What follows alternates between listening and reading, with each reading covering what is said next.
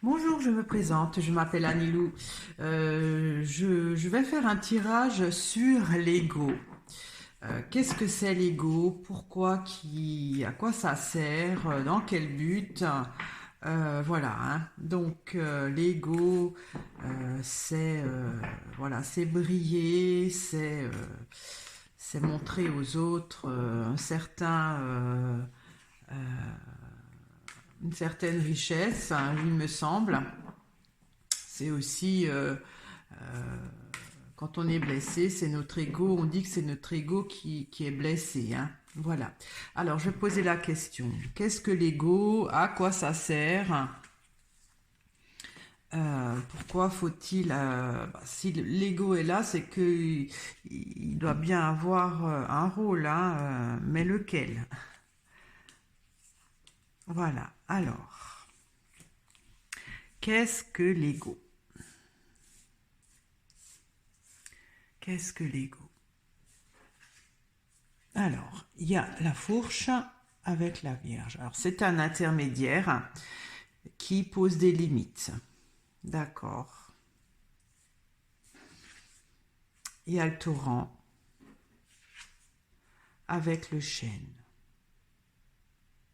Alors, le torrent, c'est quelque chose de rapide, c'est aussi de l'eau, c'est de l'émotion. Le chêne, euh, c'est ce qui nous fait peut-être grandir, je ne sais pas, hein, pour le moment. L'hiver. Alors l'hiver, c'est la fin de la vie avec l'homme.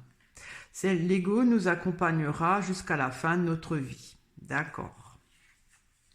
Il y a l'été, donc ça c'est milieu de vie. Qu'est-ce qui se passe milieu de vie? Ah, milieu de vie, l'ego peut évoluer. Oui, moi je ne sais pas ce que c'est l'ego, à quoi ça sert, hein, pour le moment.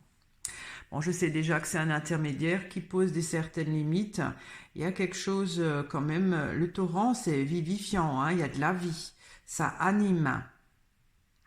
Quand vous êtes à côté d'un torrent, ça fait du bruit, ça bouge, il y a de la vie. Et le chêne, ça pourrait représenter notre structure peut-être. Donc l'ego nous accompagne jusqu'à la fin de notre vie et au milieu de la vie, il pourrait évoluer. C'est déjà une bonne nouvelle, on va dire. Alors, je vais éclaircir le torrent. Il y a les anneaux. C'est un partenariat qui fait vivre, qui nous fait, qui est vif. Ça nous aide, ça participe à la vie, l'ego. Et il y a un partenariat. Alors, je vais encore éclaircir les anneaux avec la médaille. La médaille, c'est reconnu. Bon, peut-être qu'il fait partie de notre personnalité. Je voudrais savoir qu'est-ce que c'est l'ego. Alors, je vais éclaircir le chêne. Il y a les boules. Les boules, c'est un nouveau, enfin c'est quelque chose, c'est une réactivité, hein. Les boules, je trouve que c'est une carte, on réagit parce qu'on se sent agressé.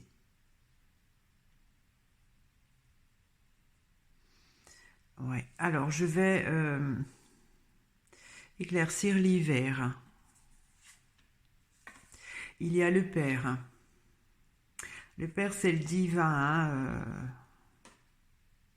peut-être qu'il apporte quelque chose au divin, je ne sais pas. Je parle de l'ego, hein. J'éclaircis l'homme.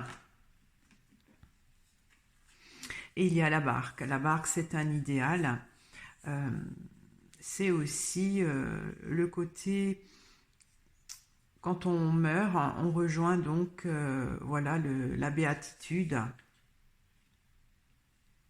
Alors l'ego sert quand même quelque part au Père Créateur.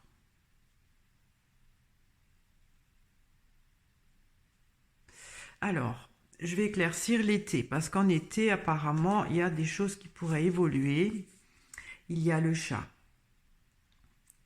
Alors, est-ce que le chat, ça représente l'ego ou le feu? Parce que la dernière fois, j'avais trouvé que c'était le feu. Mais il y avait le chat aussi qui était sorti. Le chat, c'est les critiques, c'est les jugements, c'est le côté déloyal, ça pourrait représenter aussi nos défauts, hein. Euh, L'ego a quand même nous dicte des fois des comportements assez déloyaux, hein, pour se venger, pour briller. Alors je vais éclaircir la girouette. Il y a la lanterne. Alors il y a un vent de changement, milieu de la vie, hein, pour un accomplissement. Alors j'éclaircis encore la lanterne. Il y a la balance. La balance, c'est, si on veut, le seau qu'on doit remplir, que l'on doit ramener une fois qu'on est dans la béatitude, qu'on n'est plus là à la fin de notre vie. Alors je vais encore éclaircir la balance. Il y a la lune. La lune, c'est, me semble que c'est la conscience.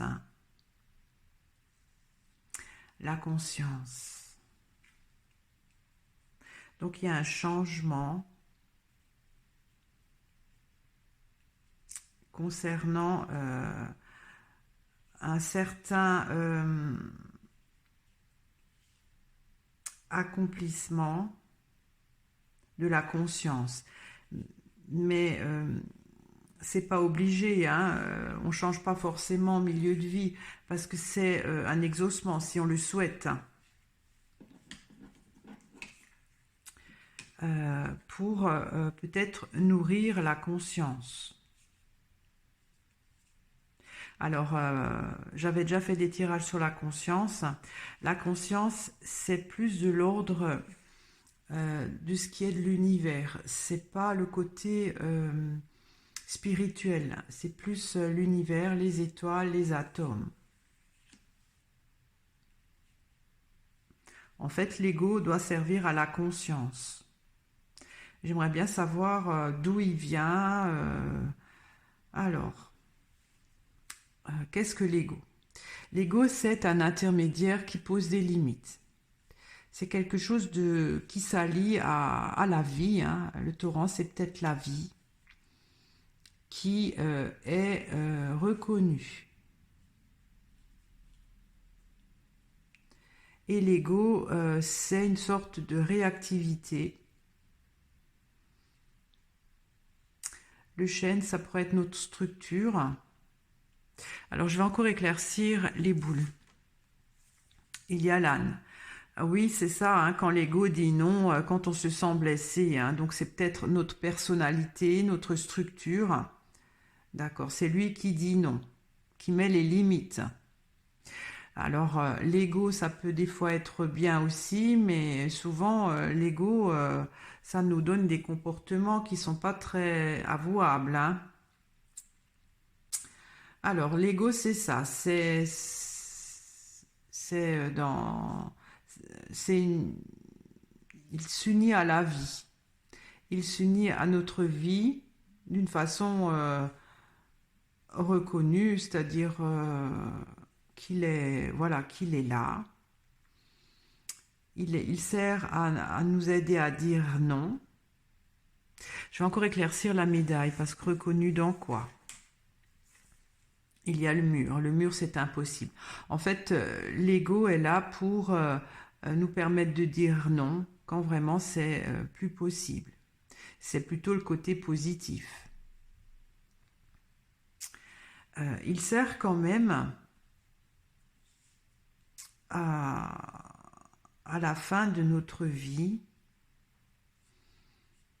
à ramener quelque chose au divin. Mais j'avais dit que avec la carte de la lune, que l'ego est plus relié à la conscience. La conscience, c'est plus le côté espace, atome, que le côté spirituel. Alors, qu'est-ce qu'il apporte au Créateur? J'éclaircis le Père. Il y a le fagot. Le fagot, c'est une brindille que nous sommes qui forme le fagot.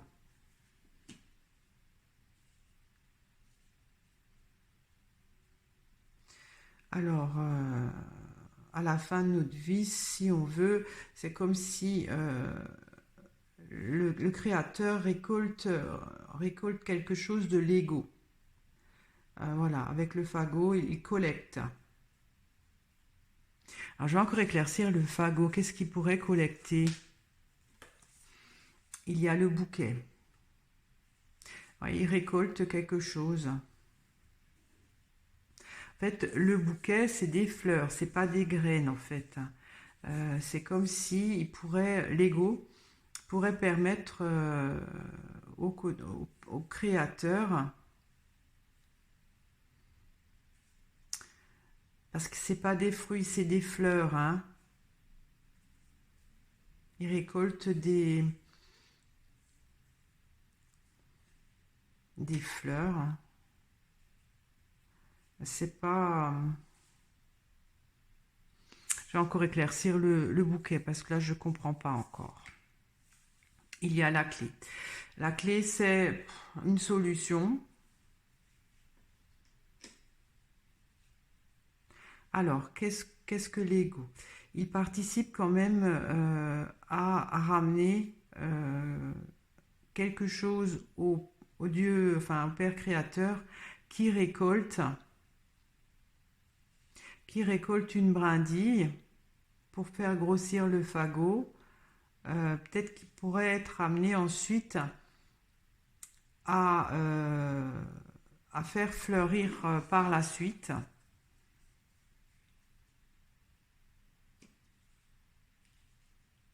D'accord. Alors je vais éclaircir la barque. Parce que ça, si je considère que l'hiver c'est la fin de la vie de l'homme quand on meurt, qu'on retourne donc dans cet état de béatitude, hein, quand on va dans la lumière, hein, c'est le côté spirituel divin. J'éclaircis la barque. Il y a la coccinelle. Coccinelle, c'est une chance.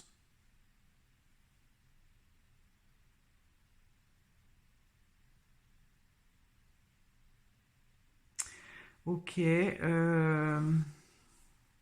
Qu'est-ce que l'ego? L'ego donc fait partie de notre vie. Il est impossible de s'en dissocier en fait. Il y a une partie quand même d'atomes là d'univers hein, qui me fait penser que l'ego n'est pas dans le côté spirituel, hein, divin, créateur, mais dans plutôt le schéma de la conscience, donc de l'univers. Pourtant, il y a le Père qui est sorti. Alors, est-ce qu'il extrait quelque chose de l'ego une fois qu'on est mort? Alors, je comprends pas tout, hein. C'est un peu confus. Je vais prendre des cartes au milieu, souvent ça m'aide. Alors, qu'est-ce que l'ego? À quoi ça sert? J'aimerais savoir d'où il vient. Bon, il vient déjà, ça doit être des atomes, hein, des atomes de l'univers. C'est pas la création même. C'est pas le Père créateur qui a tout créé, hein. Si on veut, c'est une parcelle, une poussière d'étoiles le Père créateur a créé avant. C'est une poussière d'étoiles. Et en fait, il récolte quand même, une fois à la fin de notre vie, le Père Créateur récolte quand même de notre ego des choses qui pourraient lui servir. Voilà, hein. Alors, je vais éclaircir, je vais prendre une carte et je la mets là. Il y a les racines, c'est les bases. Je me disais bien qu'il y a le chêne qui est sorti, les racines vont sortir. Alors ça, les racines, quand j'ai fait des tirages sur l'âme, c'est l'âme qui vient avec ses racines et qui prend une brindille du fagot pour lui redonner vie. C'est comme ça qu'elle s'incarne. Bon, si vous ne m'avez pas suivi, peut-être voyez mes autres vidéos si ça vous intéresse. Donc je dirais que l'ego est à cheval entre l'univers, les atomes et le côté divin, hein, parce que ça parle de l'âme aussi. L'âme en a besoin en fait de l'ego. L'âme a besoin de l'ego, peut-être pour aussi s'améliorer, hein. Peut-être que l'âme est unie à l'ego.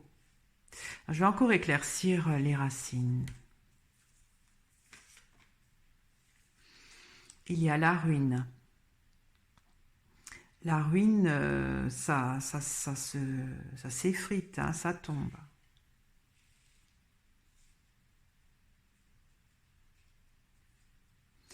Alors, l'ego, qu'est-ce que l'ego? L'ego est uni à nous, hein, c'est la vie.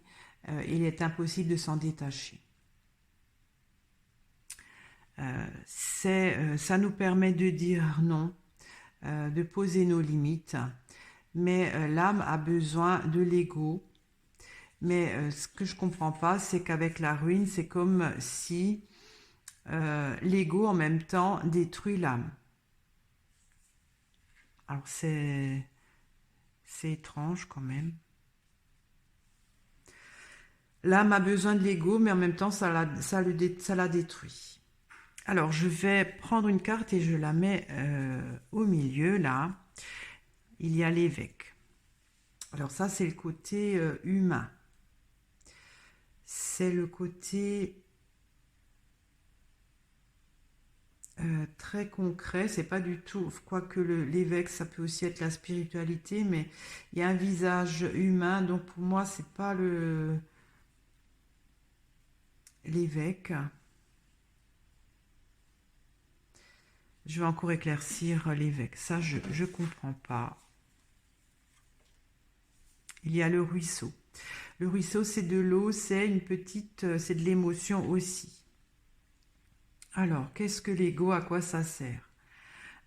Pour moi, l'ego pourrait être une chance pour l'homme de pouvoir poursuivre l'idéal qui a été demandé par le Père, hein. Parce que le Père, à la fin de la vie, il récolte quand même un morceau de cet ego. Peut-être il cueille juste les fleurs qui pourraient, avec la clé, lui permettre d'ouvrir quelque chose. Alors, je vais encore éclaircir la clé. Il y a le gui. Le gui, c'est des fruits, hein, des fruits. C'est comme si ça doit porter ses fruits. D'accord. L'ego doit porter ça doit porter ses fruits. Ça doit être travaillé, ça doit être porter ses fruits pour que, à la fin de notre vie, on puisse nourrir quelque part le Père Créateur. Alors il y a l'évêque. Pour moi, l'évêque, c'est le côté matériel, c'est l'incarnation, c'est pas le côté espace ou divinité. Il y a une petite émotion.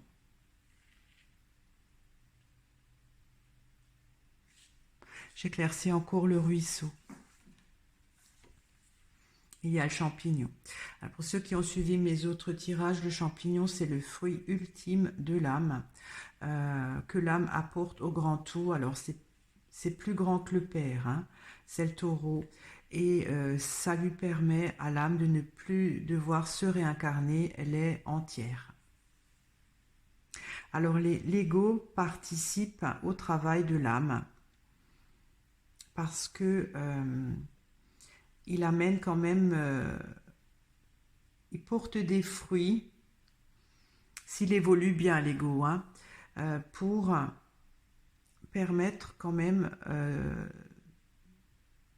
d'avoir ce champignon dans une autre vie, hein, parce que, enfin, je parle de l'ego, je parle pas de l'âme, hein. D'accord. Bon, l'évêque, je ne sais vraiment pas ce que c'est. C'est le côté, c'est les croyances, hein, il me semble, l'évêque. mais c'est le côté vraiment incarnation, hein. C'est les croyances. En fait, l'ego, c'est aussi des croyances qu'on a, hein, ça aussi. Alors, je vais encore prendre une carte et la mettre tout en bas. Il y a l'arbre mort. En fait, au milieu de vie, on pourrait se détacher. Alors l'ego, finalement, c'est le chat, hein, c'est les côtés, les choses un peu fourbes que l'on peut faire, hein, pour satisfaire notre ego.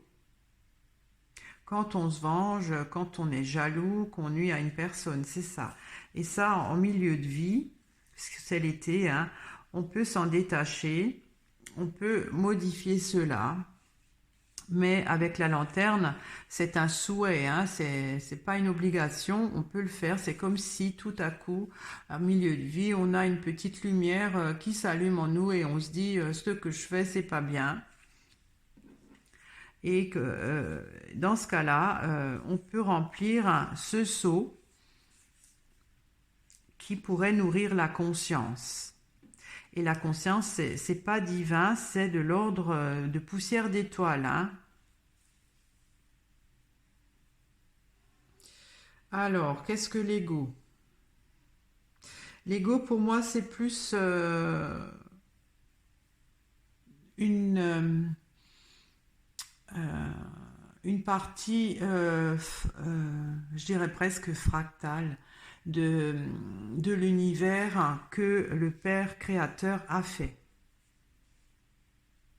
Il sert à aider à l'âme. L'âme, c'est le côté divin, hein, à aider à l'âme à porter des fruits pour arriver à, à ce que à la fin il y a le champignon.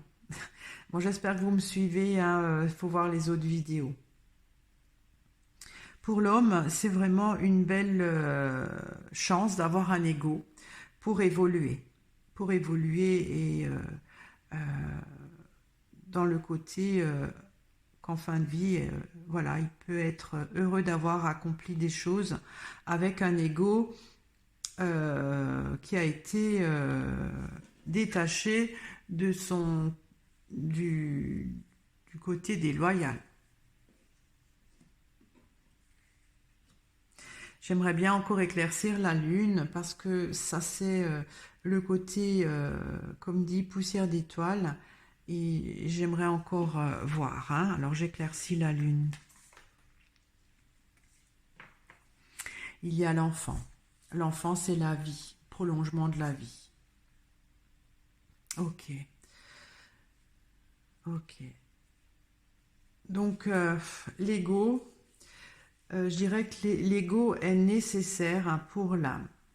Mais en même temps, ça la détruit. Ça la détruit si l'âme n'évolue pas. Ça nous permet de dire non, de poser nos limites, mais en même temps, il faut arriver à se détacher du côté de l'ego néfaste, le côté vengeur, des défauts en fait, hein, des défauts. Milieu de vie, on peut s'en détacher si il y a une possibilité d'évoluer, si on le veut. Et dans ce cas-là, il y a la conscience qui peut récolter, si on veut, peut-être des informations, puisque ça parle d'univers, pour le prolongement de la vie. À la fin, à notre mort, il y a quand même le Père créateur qui récolte donc euh, ce qui a été fait par l'ego. Mais en fait, ce qu'il récolte, c'est des brindilles. Il récolte peut-être des graines, on va dire, hein, puisque le bouquet, les fleurs, euh, quand elles tombent, c'est des graines. En fait, il récolte les graines pour que ça puisse donner des fruits. Mais alors ça parle d'une autre vie, hein. Ça parle d'une autre vie. L'évêque, pour moi, c'est les croyances. C'est pas divin. Le ruisseau, c'est un peu d'émotion pour arriver à former dans une autre vie le champignon du travail de l'âme. Voilà, bon, je vais arrêter. J'espère que ça vous a intéressé. Donc l'ego, si vous voulez, c'est une partie de l'univers qui est là et qui s'incarne en même temps que nous pour nous aider à dire non, qui aide l'âme aussi, mais en même temps ça la détruit. Je pense que l'ego tel quel, hein, si l'ego en milieu de vie, de notre vie évolue, ça peut servir donc à remplir certaines quantités, enfin le seau là pour la conscience dans le prolongement de la vie. Et à la fin de notre vie, il y a quand même des graines de l'ego que le Père Créateur récolte en vue que ça devienne des fruits. Voilà, je vous remercie de m'avoir écouté, je vous remercie de votre fidélité, de votre intérêt. Si vous n'êtes pas encore abonné, je vous invite à le faire. À très bientôt. Au revoir.